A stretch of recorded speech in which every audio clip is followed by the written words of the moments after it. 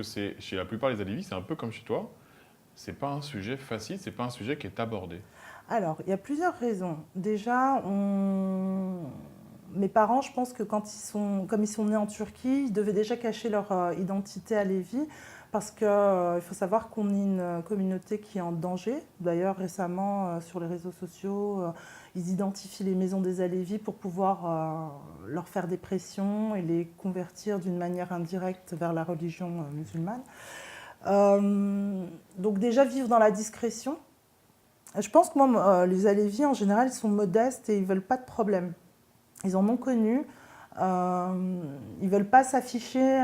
Par exemple, je vous parlais d'Ali. Il y a le sabre d'Ali qu'on peut porter pour identifier un Alévi. Mais de plus en plus de jeunes se tatouent ce symbole sur l'épaule, etc.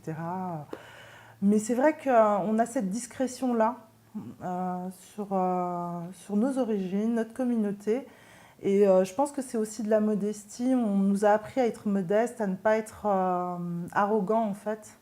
Et aussi, il y a aussi le fait qu'on doit cacher ce côté à Lévis parce qu'on est en minorité en Turquie. Et on gêne un peu. Alors si on revient justement à l'époque où du coup où tu as dû expliquer au collège pourquoi tu faisais pas le ramadan, que Oui. tu étais à Lévis, euh, comment ça a été pris en fait? Donc tu dis qu'il y a eu une forme de discrimination. Oui, oui, oui, il y a eu un rejet. Je dirais pas que j'étais considérée comme une traite, mais comment ça, cette Turque qui fait pas le ramadan, sa maman elle est pas voilée, son père il boit de l'alcool, mais voilà, c'est une traître en fait en turc. Quand on traduit, il disait une traître, oui, oui, oui. Oui, oui, il y a eu. J'avais plus de copines turques en fait, voilà. Parce que j'étais pas comme elle, je vivais pas dans le même contexte qu'elle, maman voilée, papa qui fait la prière, qui fait la mosquée, etc. Donc non, oui, il y avait un rejet, oui. Ouais. Comment est-ce que tu l'as vécu alors? Je l'ai très mal vécu parce que je comprenais pas ce rejet. Moi, j'étais une enfant, une ado. Je comprenais pas pourquoi on voulait pas m'intégrer dans leur groupe.